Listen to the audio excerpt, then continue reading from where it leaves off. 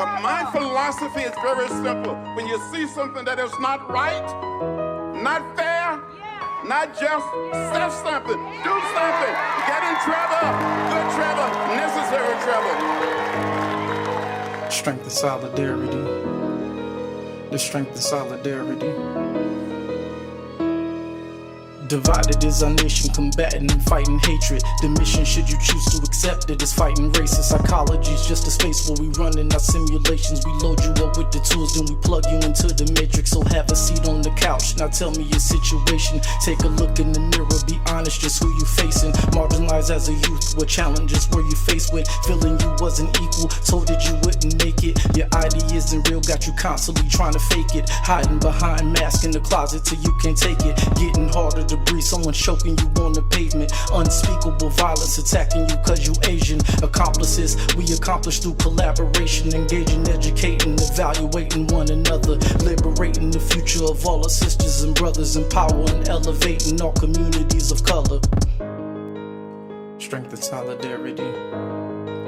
The strength and solidarity.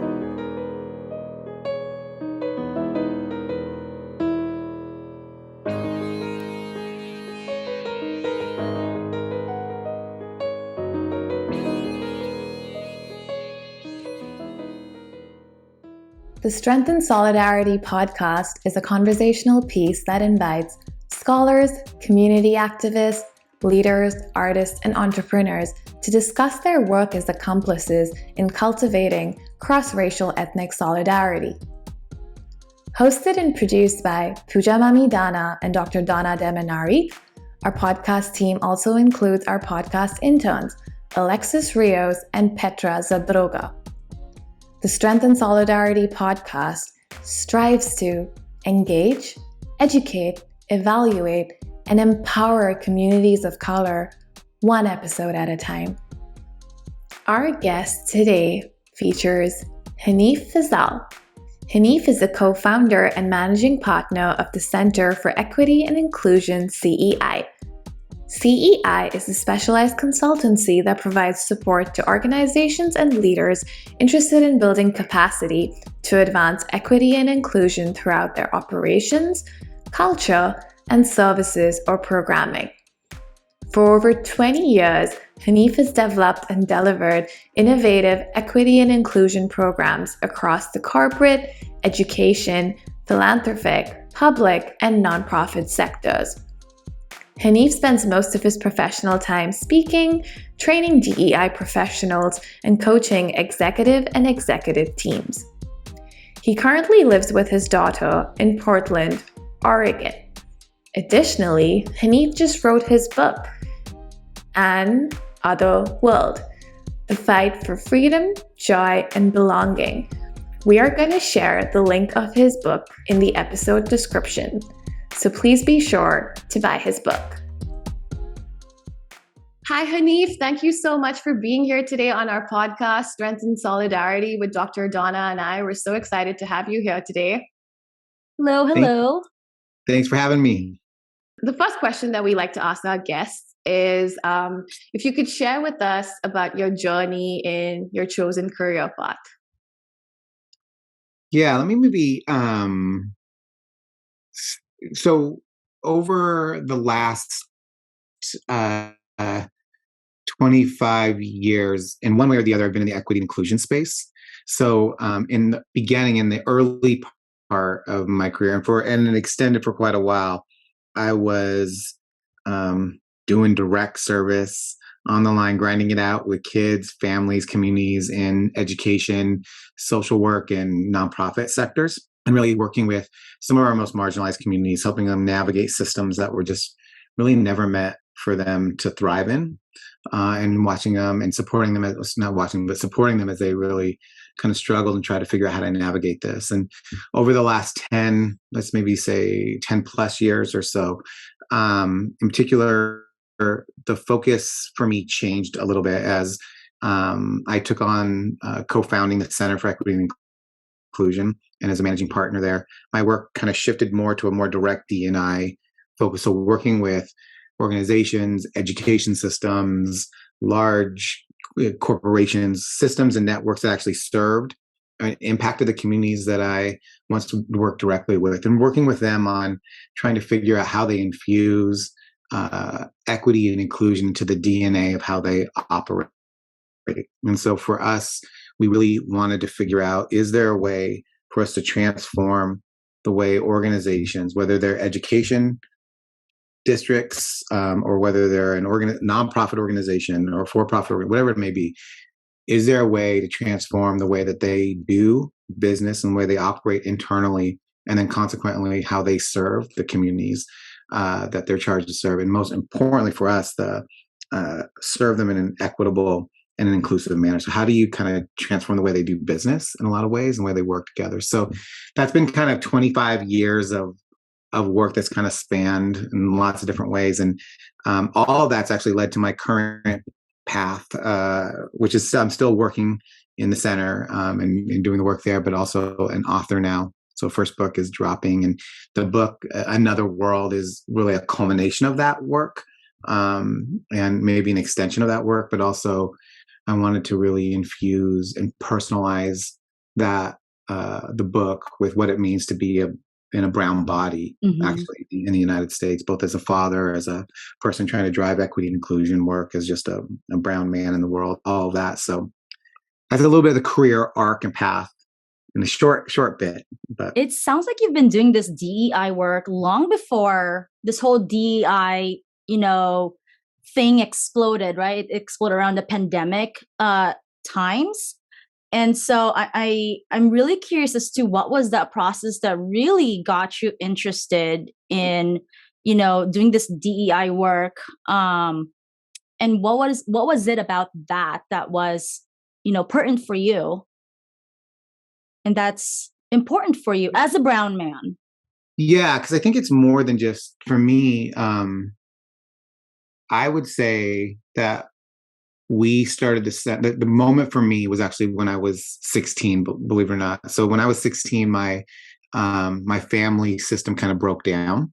And for one reason or the other, I was what our school district would have kind of identified as homeless and not houseless, right? And so I didn't have really any place to live or go to. And I had a girlfriend who was 19 and was able to get on a lease. And so I was at the time working, trying to go to school, work, trying to just kind of survive a little bit.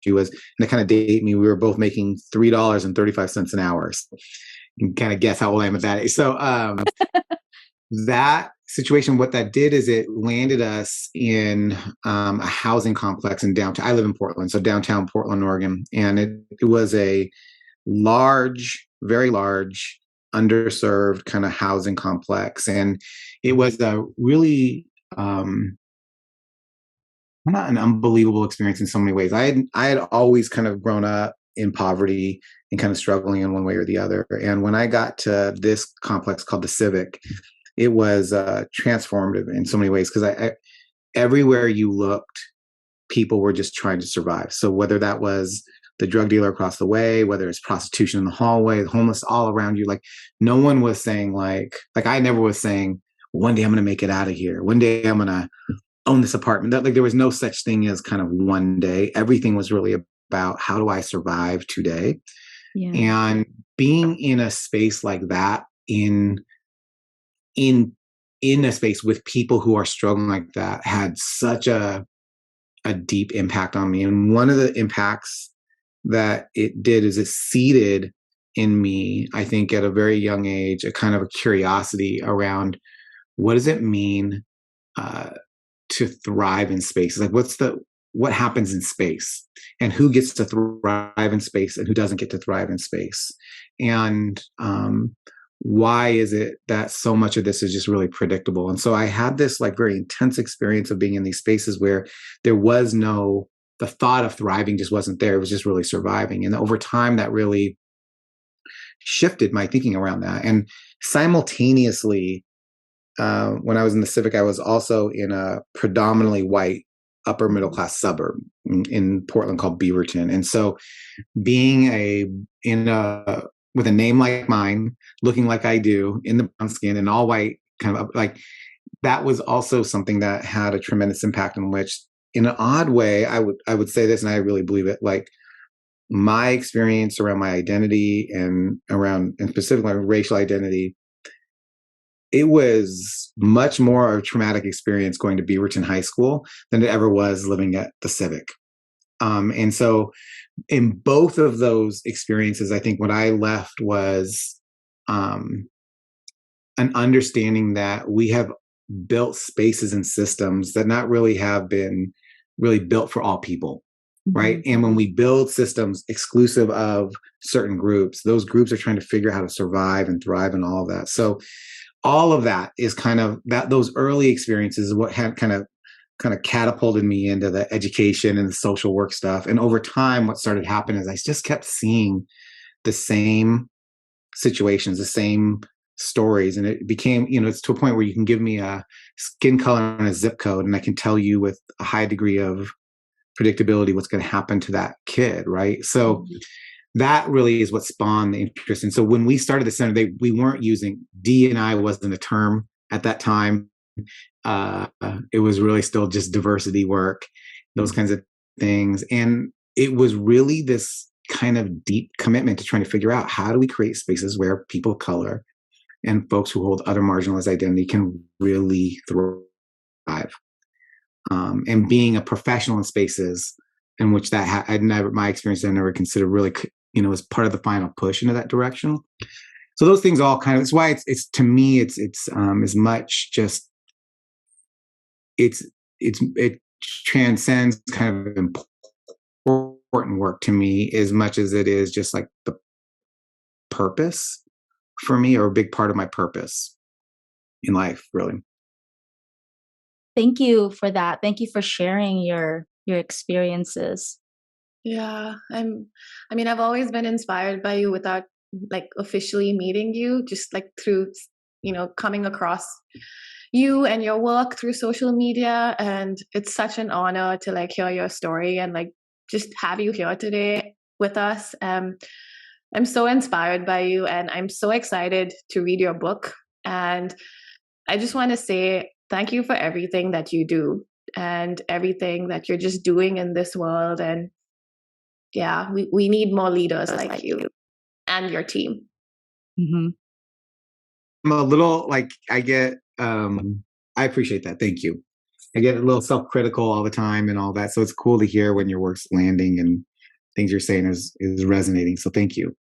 But I think the self-critical thing is something we have in communities of color, being children of immigrants. It's, we will always, I think that's our biggest strength, but it's also like a challenge sometimes because it can get in the way. So I appreciate you saying that, and thank you. And yeah, no, it's very hard work to do what you're doing, and for your team to do what you're doing. And, like the three of us are in different spaces here, and on our own journeys, we've gone through discrimination, microaggressions, and things we deal with, like, even today. And to be able to do what you're doing and to be able to provide that for the community is a really, really inspiring thing. So I'm just very, very thankful. Yeah, and definitely even going to white spaces, right? Even when you're invited to talk about this in white spaces, I can imagine the challenges you must face and the pushback that you get going into these spaces. Yeah, it's been a learning curve, especially, for me in some ways, because I grew up in predominantly white spaces. I was used to in a little ways and could kind of predict almost what was going to be said and the kind of the places they were going to be stuck. And I recognize we brought staff who've been in predominantly communities of color when they're like, what? Like, they're just like, they're saying this to me or that to me, like what? So absolutely a big challenge has been, on one hand, what does it take, or how do you create the conditions in which white folks are willing to be uncomfortable, willing to stay engaged, are willing to listen to understand, and how do you do that in a way that doesn't prioritize kind of their comfort in the process, right? Like, it's kind of a weird thing because I think white folks don't often know in some ways, the kind of mental gymnastics I see folks of color doing, trying to constantly figure out, like, how do I keep white people comfortable so they can just stay engaged?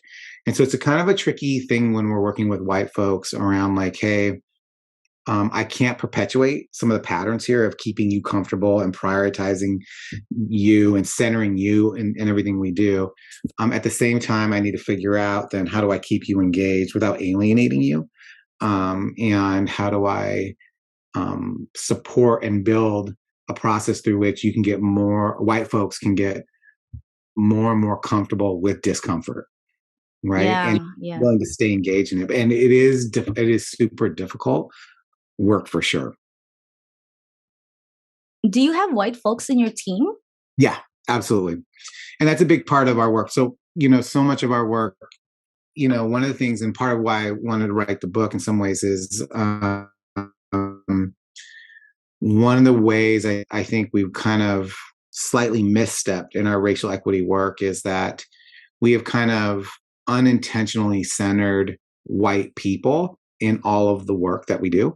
And so kind of the name of the game is like, hey, if we can just get white people to see and understand things differently, if we can raise their consciousness, then all things will be better. So that means we've kind of organized race equity work with like, hey, let me help you as a white person, one way or the other, raise your consciousness and connect you to this work and try to have you personalize this and all that stuff. But all of that does, it just leaves people of color on the outside looking in. Like that, there's not a whole lot of people of color who I know who want to sit in a process that white people are like, well, why is it Black Lives Matter? Why, and it assumes that there's no work for us to do, right? And that there's not deep work for us to do around equity, our own identities, all of that. So part of what we're working on at the center is, yes, what is the work for our white folks at the center to do with other white folks? And so that they're kind of engaged, challenging, supporting all that stuff, white folks. And then what's the work that we as folks of color can do with communities of color within organizations or whatever groups we're working with. So I still work all the time with white folks and all that kind of stuff. But we do make an emphasis to make sure that like white folks are really doing as much of the challenging and all that kind of stuff. And more, I want most of my work to just be with communities of color. Yeah, I'm glad that you mentioned that because when like I heard you speak earlier, like when you were saying like centering around like white folks and how did they, in my mind I was like, wow, I'm like, but that's so much work we're again doing to understand like how do we get them to be accomplices. So I'm glad that you just shared that right now. And so I am a fourth year student in like academia, and I've been a clinician for the last 7 years, in different like, outside of academia. And something that I've learned in academia is learning how to code switch from one of my mentors. And I absolutely do not like that term. And when you were talking about, the mental gymnastics and getting white folks to feel comfortable and things like that. I think frozen. Oh, there we go. There we go. There we go. We lost you for a second. Sorry. Oh, sorry. So I was wondering, what does those conversations look like with white people, or like, to invite them, or if you could give us some examples, because I'm curious about that, and I could also learn from that because something I'm trying to do. Yeah, for me, this is again where like when I'm in, there's a training I do that's a pretty intensive training for people who are leading race equity work, and they're the people actually driving it and facilitating in organizations. And so it's a really intensive, it's week long. And one of the questions that continues to come up is, what's the role of white people in race equity? And I fundamentally believe the number one role for white people is to work with other white people.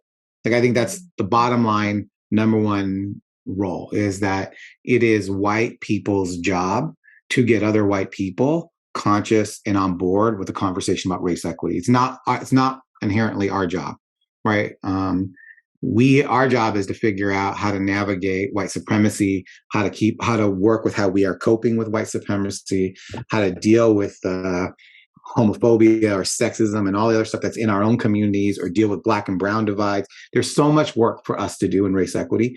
That's our work. And for white folks, and in some ways, when we start really deeply engaging white folks it's inevitable that you start perpetuating some of the things you don't want to perpetuate. So it's great when white folks build the capacity to facilitate that conversation with other white folks. That being said, when I'm at the center, we've had to build that out. And so what we know about working with white people and building that consciousness for us is that it starts with a set of agreements, right? That white folk, and I said this at our facilitator training, that white people have to commit to staying engaged, like a real staying engaged. They have to commit to being uncomfortable.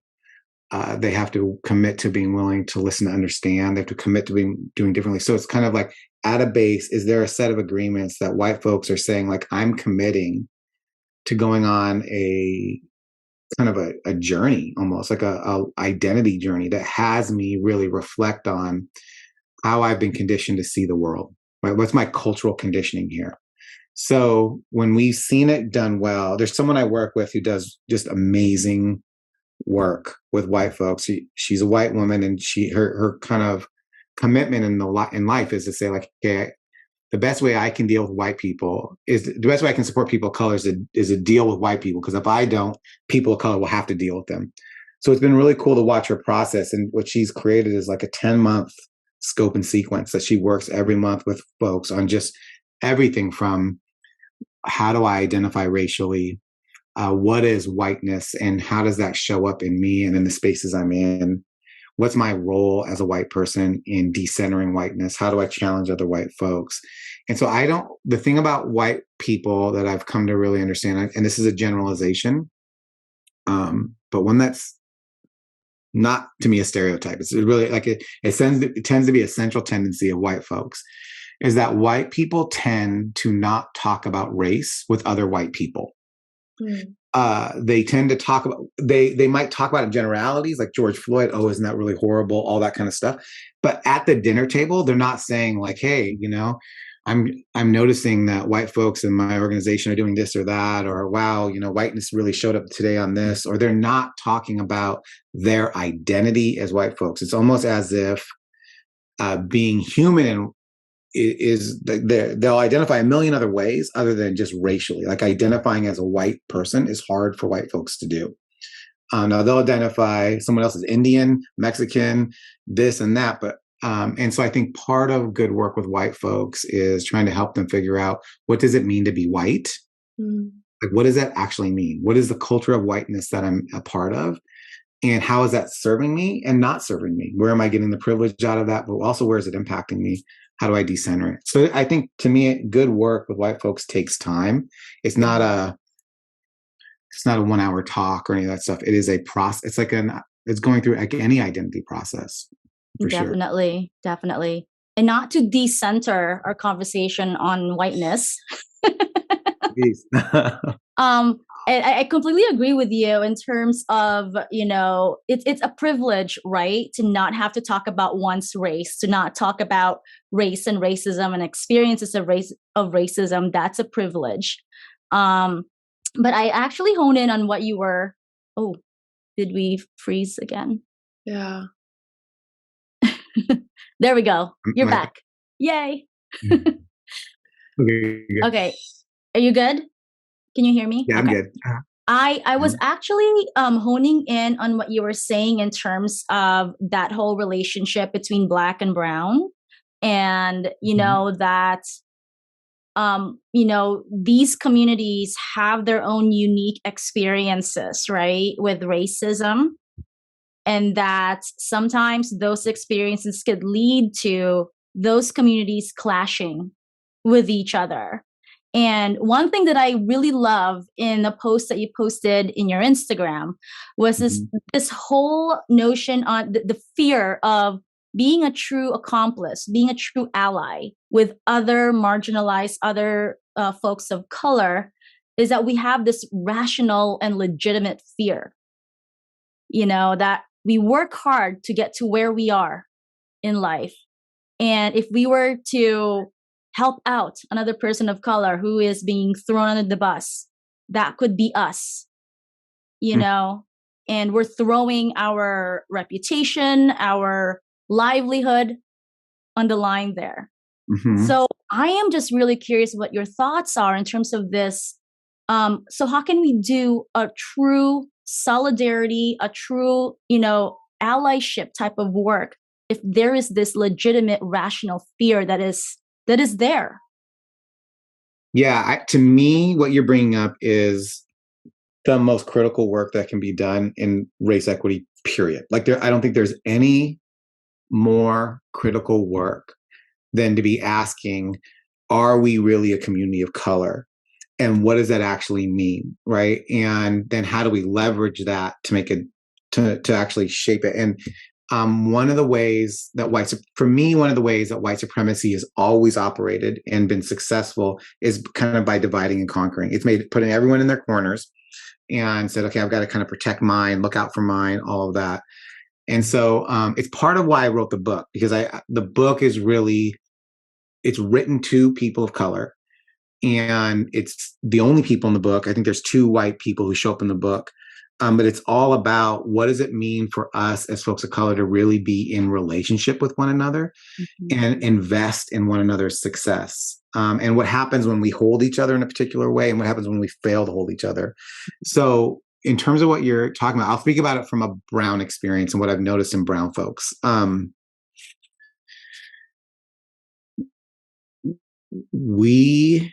then as an immigrant, someone like as the child of an immigrant too, as brown people, I think we have this really interesting relationship with race equity, with whiteness, with people of color, all of that. I think we're in an interesting spot. Race equity conversations tend to be on polarized, or on binaries. It's a white and black conversation almost always. And there is a whole brown experience in there that is very nuanced and often just gets completely left out of the picture. And so for brown folks, I think there is a very acute, very constant experience of white supremacy that's happening to us. And that is ranging from something very public, like the immigration stuff going on, to the subtle stuff around, just the constant invisibility, the constant being overlooked, the exotification, all the things that kind of happen on the day-to-day. So we have this experience of kind of a very consistent experience of oppression, whether it's just, again, like our names, everything that kind of are constantly reminding us that we don't actually belong. And there's not really space for us as brown folks to really talk about what the experience is. And oftentimes I see brown folks even deferring to black folks. Well, it's not as bad as this or that. So it's kind of like, so I see brown people actually go pretty silent in race equity work, like not really saying a whole lot, not totally sure where their place is. So on one hand, we have that. So on one hand, we're being impacted by white supremacy. On the flip side of that coin, we are definitely just as prone to anti-blackness as anybody else. And so we're impacted, and there is anti-blackness running through our communities, left, right, and center, right? And it starts with how colorism lives in our communities and the ways in which lighter and whiter skin has currency across the board, from Latinx to Asian communities, right? From our grandparents telling us to put an umbrella over us because we don't, to skin whitening creams, all of that kind of stuff happening. And one of the things that we're not really addressing in all of that is, what is the role and the impact of anti-blackness in our own communities, right? And so in some of that, in all of that nuance of all of that, right? And even to the idea that so many brown folks don't even identify racially, right? So they'll identify geography, ethnically, all of those kinds of things. But the number of times I've heard Asian folks say, I'm not brown, right? Or even Latinx folks say, I'm not brown, I'm this or I'm that, or all these kinds of things, right? And definitely the darker shade. And yet colorism is playing so clearly out in our communities. It's stratified in that way, right? So on one hand, we're not even really addressing the way colorism or race is playing out, the way we're identifying the impacts of that. And so then we immigrate to a country like the United States. And if we're immigrants, right, we've got the put your head down, work hard, don't complain, don't say anything, be happy for what you just have, all those kinds of things. And that, to me, turns into one big mess racially then, because then what we have is, like, we have literally right beside us, Black folks who are being marginalized right in front of us, whether it's, not being hired, not being promoted, all those kinds of things. And one of the things that brown folks have been granted to me that Black folks haven't is proximity to whiteness. If we assimilate, if we kind of lose the accent, if we just prioritize their comfort, if we code switch enough, right? All of these kinds of things gets us a level of access into whiteness that Black folks just don't get, period. And as a whole on brownness, we've taken that. We have taken that, we've signed that contract, we've done that. And so, and some of that has continued to separate us from our Black folks. And so when I see all of that, we haven't reflected on, like, as a brown community, like, hey, what's been the impact of assimilation? What's been the impact of getting that closeness to whiteness? What's been the impact of our colorism, all that kind of stuff? And are we noticing that even if we have some proximity to whiteness, we still don't get all of it? We're still limited, we're still oppressed, we're all these kinds of things. So we haven't really, for me, with brown folks, really explored that. And then in connection to that, then what does that leave our relationship to Black folks? We act as if Black folks don't see that we do this.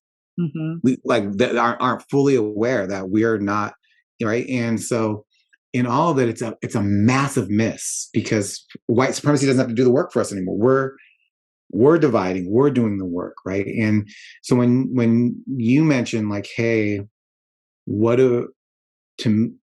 to me, the break in community, like the break in really being a full on community of color, means that, like, white supremacy never really gets addressed, because it's not going to be addressed fragmented. It's not going to be addressed when we're out of relationship with one another, right? And so I just personally don't think there's more central work for brown folks to be doing, to be addressing how anti-Blackness is showing up, be addressing the impacts of white supremacy, and then get busy figuring out how we need to be in relationship with Black folks, and to figure out what does that mean for us to be in community, in collective action and collective agency together, right? And my experience of Black folks has been constantly that those doors have been open to me in so many different communities. I just haven't seen that reciprocated on brown side. So I know I just said a lot there. I don't know if I'm saying too much there. Sorry. I'm so passionate about this particular thing, and I just think it's so grand central to what we should be doing as a community. And we are going to be stuck in neutral, if not reverse, if we do not get busy dealing with this. Because to me, white supremacy is super organized. Like, as much as I'm not a big fan of DeSantis at all, like, I cannot stand him personally, if you listen to him talk, like, he is so organized, he's strategic, he's thoughtful, he's got a good rationale. Now, you talk about Black and brown folks, we generally don't even like each other. Like, as a whole, we're not, like, good with one another. So how are we supposed to address something that's so solidified, so confident of itself, when we're not in the space that we need to be in, right? Yeah. And then you add all the intersex ideas, sexual orientation, the gender issues, all those kinds of things. So I just feel like that's why I'm hesitant with the white stuff. It's like, yes, we have to get white folks on board. Good. White people go do that work. It's really important. We have really, really important work to do. Yeah. No, I've been, like, screaming internally, like, yes, yes, yes. Yeah. I'm really excited, and thank you for saying all of that. Yeah. And why would you say sorry? Like, no, like, you can say whatever you want. And, like, we love that you're so passionate, and I can listen to you talk all day. Like, I don't want this to end, but, I'm really happy you said what you said, because I've been in, like, leadership positions in psychology associations for the last 6 years. And what you're saying, I mean, I know you see this in your spaces too. I mean, hence you're saying this, but Dr. Donna and I talk about this all the time. And we're like, why does this exist? And, like, what can we do to, change this? And, when we have, like, when I have tried, like, I'll speak for myself here, when I have tried in spaces, like, to address this, I'm seen as a young person who is being rude to people who are older than her, or who is still a student, right? Or they don't like the bluntness and directness, and they think I have, like, an attitude problem. But it's like, like, how are we going to change? And it's like, none of us are able to do the work because we're comparing each other's traumas or comparing each other's pains and not realizing it's different, but we need to be there for one another. Mm-hmm. Mm-hmm. Absolutely. And that's why I feel like our approach around race equity I get why we've done it, because it felt like, and I'm not saying we don't need to address white people, whiteness, all those things we have to, Yeah. right? I just think when all we do is that, we miss out on these conversations. Brown folks need to be in the conversation about how do we identify racially? I mean, the number of brown folks where I feel like we don't feel like, and this is just not just brown, but Black folks, Native folks, when I'm working in Affinity, and just the conversation about belonging comes up. I don't feel like I belong because I don't speak the language. I don't feel like I belong because I'm queer. I don't feel I belong because I'm outspoken and direct. I don't feel like I belong because I like country music. I mean, there's so much work to do just within our own racial, ethnic groups, around just a sense of belonging and what an inclusive community of color means. And that you have to create, much less than trying to challenge how anti-Blackness is showing up or how we're coping with white supremacy through assimilation or through prioritizing white comfort or through all the things that we do, drinking or other things that we do. So we haven't seen that as essential work for our freedom, our sense of joy, our sense of agency in a system of white supremacy. And because we've only seen white people's consciousness raising, we haven't created space for that. So yeah, the people who start doing that, like yourself, are going to get this resistance. Like, what? This isn't me. In the same way I see white people resisting, like, their racism, and like, people of color are human too. So we're going to resist, like anybody, being held accountable or being challenged to look at the places for us to grow. Yeah, you're right. I actually have a really quick question. Because I define myself as somebody who's brown. So I was just wondering, like, what do you mean by brown? Who falls in this purview of brown or brownness? Not like there's I'm not the Webster's of this. I mean, I see y'all as brown. Me personally, right? It's weird for me. It's weird for me when I see. I understand it, because I understand gradations of like how race lives in Latin America and in all this and in Asia and all that. And I also get that race is a social construct, right? So like, we have it's that duality of both. Race isn't really real. Like, we're all three different shades of brown to me, right? But what does that actually mean? Yeah. So that being said, we're living in I'm living in the U.S., right? And so to act like it's just simply a social construction and not something that we've used to stratify and exclude and all that kind of stuff, is there. So I think it's an essential question we have to be asking ourselves, because here's where it shows up when we do affinity work. This happens all the time. We have people who are either mixed race, white and black or white and brown, or we just have light-skinned brown folks, right? Or we have folks who've just recently immigrated and they just don't they just never called themselves brown. Like, I have, on the Indian side of my family, sometimes I've heard them call themselves brown. They're more willing to call themselves Paki or different Indian, all these different kinds of things. Like all these kinds, like they'll call themselves, but they're not gonna. I don't think I've ever heard my dad say he's brown. Yeah, same. Like, it doesn't, clearly he is, but I don't even know if he would do that. But here's the. So I think that's something we've got to explore. Like, in the United States, race is real. And this is part of why we need to be in conversations. It's like, what does it mean to be brown? Is it a certain tone color? Because I've seen people who are very light and they show up in our affinity group. I still consider them brown. right? I still, because they're not culturally, ethnically, right? Like to me, brown is both a skin color, but it's tied to a cultural orientation. And I don't even feel like you have to know all the cultural norms and language. So I'm talking about a cultural orientation, like an other-centeredness, right? Kind that exists in communities of color, kind of a community orientation, right? That exists, a respect for your elders, like these certain things are just kind of orientations. So, and I get that white people can have some of that. So I think it's a good conversation. And I think it's one that folks of color are really struggling, which is like, how do I identify as brown? And even if I do I belong because of all these things, right? All of that is there. Yeah. You've been doing this for 20 years, like more than 20 years, right? And I've just been living in this country for 7 years. And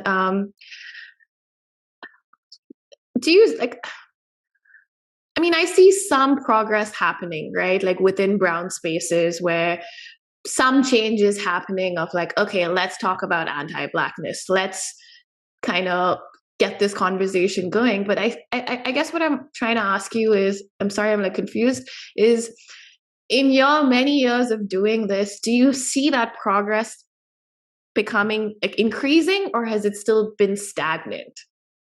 Or do you think it's going to be just the way it is, like how white supremacy is just always going to exist? I mean, I believe white supremacy, I believe racism is permanent. I mean, same. I'm critical race. So I think it's always going to be in place or structure. But I view racism as a structural and systemic thing as much as it is a cultural thing. So we're built that way. And maybe in my daughter's lifetime, I hope is that they're able to deconstruct it. But I feel like,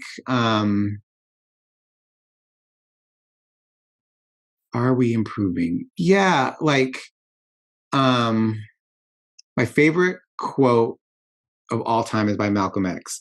And the quote where he's like, you stick a knife 11 inches in my back, you pull it out 3, and you call that progress. And I think that has a lot to do with all of what you're saying, which is like, yeah, great. There is improvement. And so like we're having this conversation. 10 years ago, we're not having this conversation. 10 years ago, we're just introducing the word equity into the world, like, and everything is diversity. So yes, more and more, there are brown folks.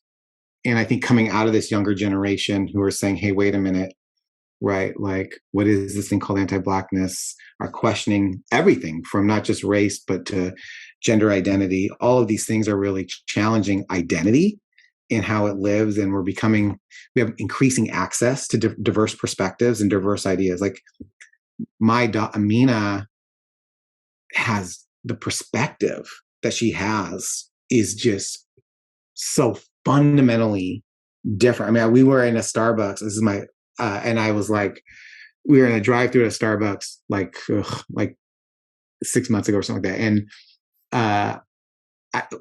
as a brown, whenever you get good customer service anywhere, you're happy, right? Yeah. You're thankful for it. So this person was like, hand me stuff. They were being really nice at the window. And so then I to Amina, I was like, oh, wow, she gave us the best customer service. And Amina was like, yeah, but how do you know she's a she? Oh. You shouldn't be assuming, Papa. Why don't we just start with they? And I'm like, she's a she, Amina. And she was like, Papa, you do not know, right? Da-da-da. And I was just like, oh my God, this is a 10-year-old, right, having this conversation. And it is something that wouldn't have even existed in my thought process. Like the idea that gender isn't just something that lives on these rigid binaries and all that kind of stuff.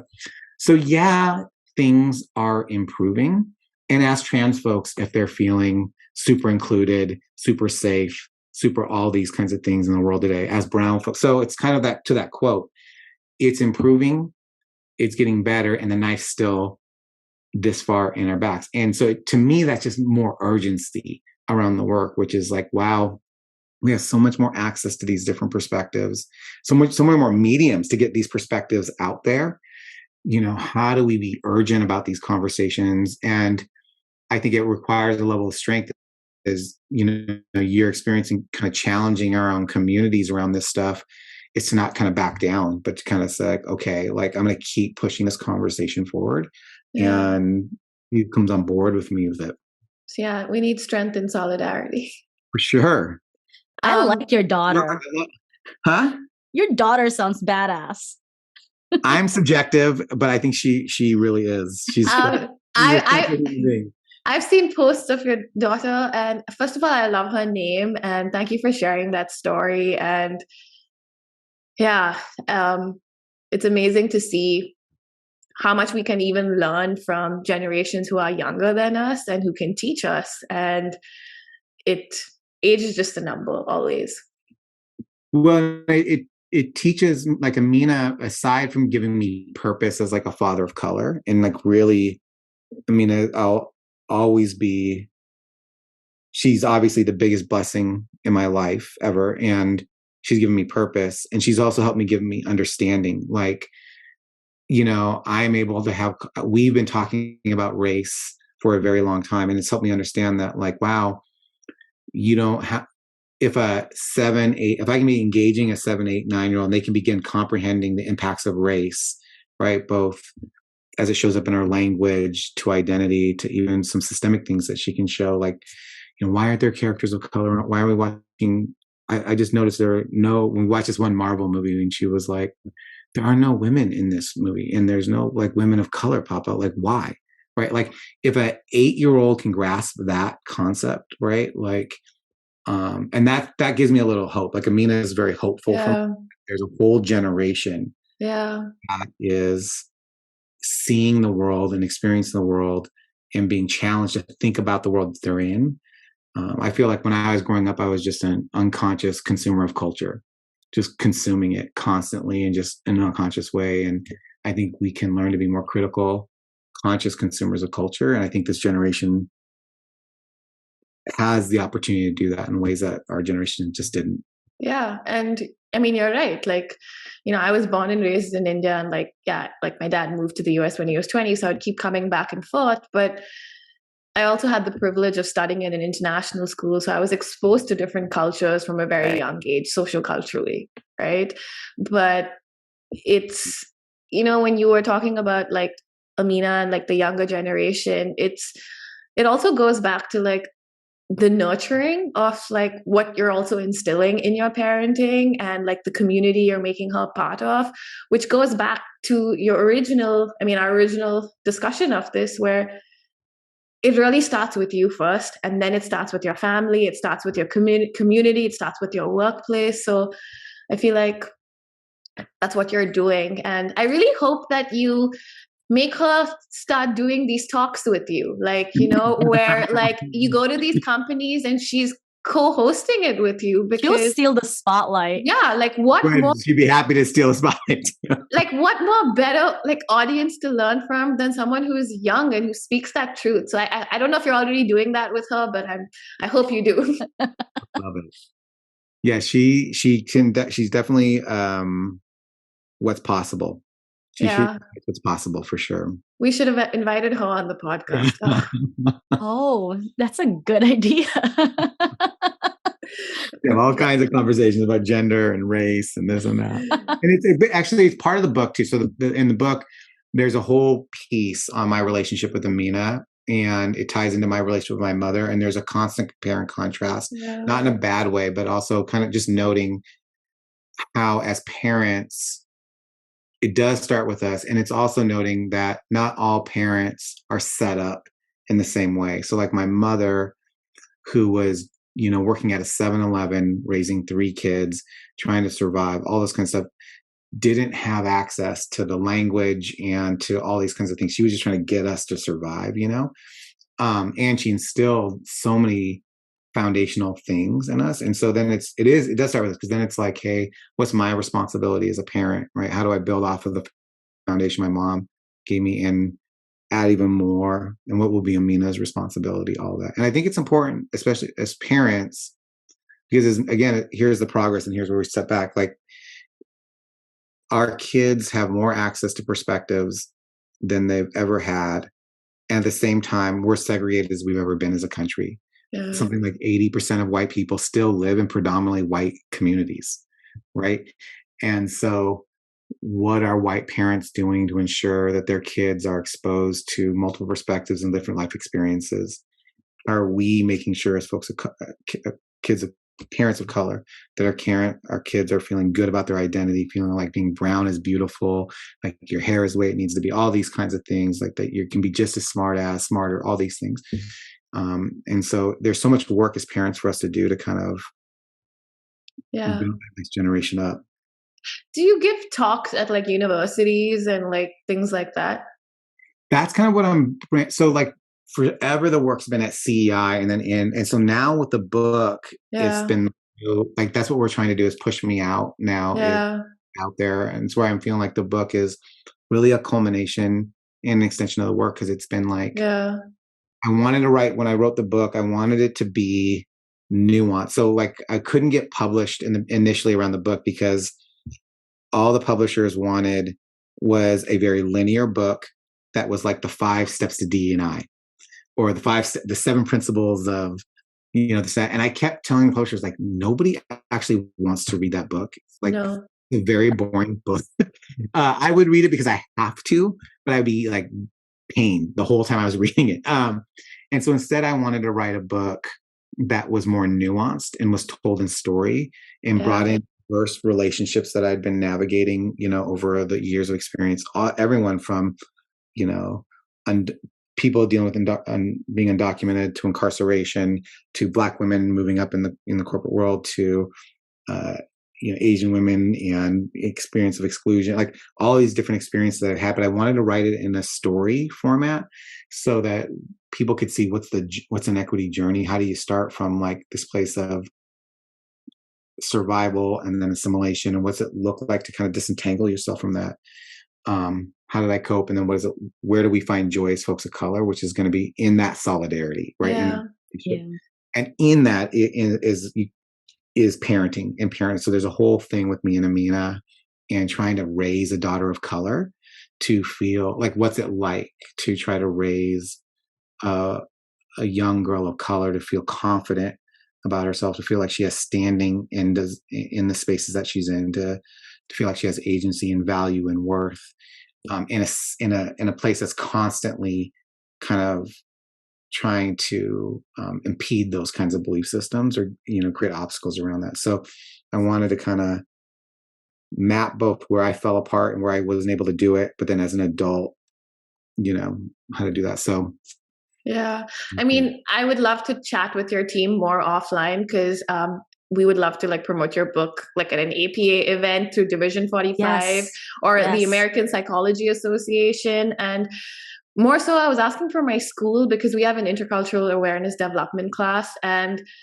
it would be so amazing for you to come and just talk about your book and guest lecture that class, even if it's for like an hour, because what you're saying is what my students in that class experience. They're like, sometimes like, we don't even know if like we're in this path and there are not many like us. And I mean, I've just had so much inspiration and strength just listening to you speak today. So I'm just asking all these questions because I'm wondering, in the psychology space, how can we get your work out there more? Oh my God, we would love it. Because the hard part about being a first-time author of color, like, so talk about racism. I didn't really understand how. There's a couple of major experiences we've had that helped me understand the systemic nature of racism. One of it was trying to publish a book, because you have pretty much a predominantly white publishing system and white gatekeepers basically telling you what you can write or what you can't write, who's going to read. So I had publishers tell me, like, white publishers tell me, people of color are just not going to read your book because they're not answered. I mean, so it's so frustrating having white people tell me, but my people like all of that. And then it's hard then to kind of figure out, how do you get your book out into the world? Because I feel like it's, when I wrote the book, I really wanted it to be not just a book that someone read, but a book that people used to facilitate. They could find themselves in the book, but we could use to facilitate the conversation. So we would so welcome any help to there, and I would love to come and talk to students. I mean, I always believe go big. So Yeah. I would love to talk to my program director and just, maybe do a talk for the university. And in my leadership positions within APA and AAPA, I would want to do a cross collaboration event and like have you just talk about the book. So Well, you know what we're doing? Yeah. Well, we would love it. What we're trying to do right now is we're actually literally putting that calendar together. And one of the things that we've tested out that's worked really well, and it hits what we've been talking about is before I do a book talk, especially if when it's in person, I spend time like anywhere from 2 to 4 hours with just communities of color and just being in a conversation about like some of the conversations that we're having. So some of it, so I do a little bit of a workshop. It's anything from really for 2 to 4 hours. And it's been so cool to get people of color in the space talking about where they are on their own equity journey, where they are on their own identity journey, how we come together as a community, what does that look like, all that kind of stuff. And then there's simultaneously, sometimes we put together white groups. We're led by white facilitators, and they're doing their own stuff around identity. So if ever that was a possibility, I'd love, and then that feeds into just a general book talk, right? It's a great idea. Yeah, no, I have your team's information, so I'll definitely be in touch with them. The summer looks a little crazy for me, so after that, I will definitely reach out. And thank you so much for your time. I do have one last question for you today. And what advice do you have for the younger generation? Like, if you could meet your younger self, what advice would you have given yourself? Could you have given yourself? I'm crystal clear about this one at this stage in my life. Let me put it that way. I wrote about this a little bit in the very beginning of the book. So I started the book out in a very weird way, but and the book kind of zigzags. So it starts in like 1 year and it goes all the way back to when I'm 16 and all that kind of stuff. But I started the book with this moment of really big success that I had and this big purchase that I made. And by the end of the introduction, I'm really questioning the purchase, and I'm questioning the standards that I had kind of thought about were successful.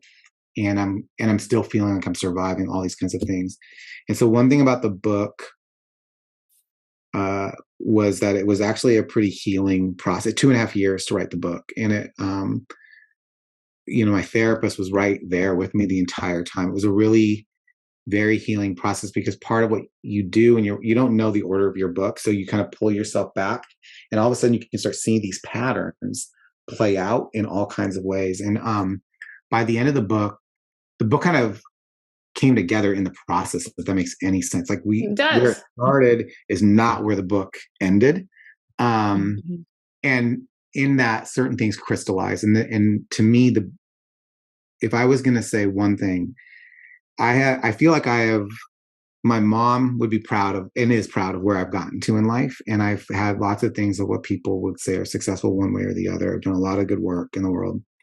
And the one thing that I really realized, the most important thing, and oddly the thing that I rejected and pushed away the most, and I would say to young people, is figure out who your people are and take care of those people.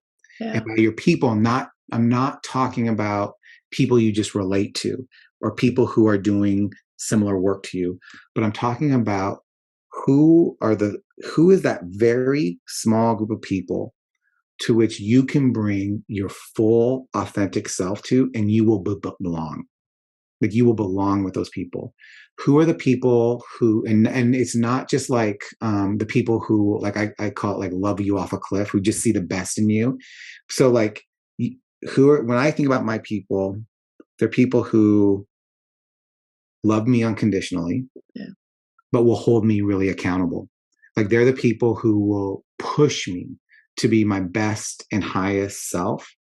And are also the places where I just feel like the one place I can just completely let down, be myself, and they like love who I am, right? And they care about me. And for a very long time, for a lot of different reasons, I ironically pushed those people away. And I tried to, because for a lot of reasons, just felt like I couldn't trust it. It wouldn't last, all these kinds of things. And it's not until I'm 50 now that I realized, like, wow, those people just stuck with me. My mom stuck with me, my sister stuck with me, like certain people just kind of stuck with me in my ups and downs. And I really wished, in retrospect, I had taken better care of them. I wish I had been more present for them. I wish I had been more grateful and noticed the way that they kind of held me and were working with me, even when I pushed them away. And at this stage in my life, I think about, and in certain moments, recent, when I've had hard moments, are the people who ended up really showing up in a big way for me. And that, in those ways, I just really felt like I was just with my therapist, and she was just like, Hanif, you gotta keep remembering, nobody can take anything from you. You have to remember that. And what she was trying to say to me is like, the house, a car, these material things aren't like your people, like your experiences with those people, your relationship with those people, the joy that you find in those people, in a relationship with those people, like people can't take that from you. Like those are really, so that to me, like my relationship with Amina, nobody's ever going to take that away from me. Yeah. Right. That will always be there. So, my people remind me of what's most important. My people give me a place to be safe and be myself. My people push me to grow. Right. And at the end of the day, it's what I've ended up valuing the most. Yeah. And I wish I would have known that earlier, like really known it and pushed myself to like live into that. I know my people wish I would have done it. I really wish. So there'll be no greater thing that you can do in your life than to cultivate your community and cultivate. Yeah. Very beautiful. Thank you for that. Yeah. I'm a very spiritual person, and I truly believe, and this is what I try to teach my clients too, is that there are a lot of things that you wish you would have learned back then, and you would have wanted to know then, etc. And some people live their whole lifetime. Like I was talking to one of my colleagues yesterday when we were studying together about this, that people will live their whole lifetime and still be stuck in those same cycles and will die like that, right? And not everyone will have that like growth and healing or that understanding. And I guess what I'm trying to say to you is, when you realized it in your healing journey, that was when your mind, body, and energy was prepared to understand that. So yes, we wish it could have happened before, but no, it had to happen when it happened. And, we do have limited time on this planet. So I really appreciate how you said that you don't know what you've got till it's gone. Like we don't even know if we're going to wake up another day tomorrow. Yeah. So, and the last thing I want to say is that I'm so happy you pushed back with your publishers and, yes. You advocated for yourself. I'm sorry you had to go through that. And one of my best friends recently gave me a book by Rupi Kaur, like her first book. And I don't really read. I've started reading now. And I read stuff related to psychology, but outside of that, I don't. And she was telling me like the story of like Rupi and like how, so it kind of reminded me of like, your journey and how I'm sure many authors of color have to go through that. Like that's like another like systemic thing that, you kind of have to do. And I hope this is the first of many, many more books we see from you, and more power to you. Thank you so much for everything that you've done. And I'm definitely going to be in touch with your team, and so grateful that we got to meet with you and have this conversation today. Thank you. Yes. And thank you so much. I'm definitely going to get your book. Where can we get your book, by the way? Great. That's super. You can right now, and this would be super helpful. It's available for pre-order, so you can go on Amazon. Okay. I'll put the link in our episode notes when perfect. Mm-hmm. Yeah, we're plugging that in. But we know you're really busy, and we don't want to take too much more of your time. So thank you so much. Thank you. Appreciate you. Appreciate you too. Thank you. I'm looking forward to more stuff in the future. That'll be so cool. Yeah, 100%. Thank you. Yes, this is not the end. Yay, that's great. Thank you for tuning in to our podcast today. We hope you enjoyed the episode. For more information about today's guests and their social media links, you can click on the description links of the episode. Pooja Mami Dana and Dr. Donna Demanarig host this podcast. Our podcast team includes our podcast interns, Alexis Rios from the University of North Texas in Denton, Texas, and Petra Zadroga from Wheaton College in Norton, Massachusetts. We also want to acknowledge our production team, David DeVito and Rachel Sheffer. If you would like to know more about us or to watch video clips of this interview, then follow us on Instagram at APADiv45_Presidential Task Force, on TikTok and X at APADiv45_Coakley, or on YouTube and Facebook at Dr. Kevin Coakley's APA Division 45 Presidential Task Force. Strength and solidarity. The strength and solidarity.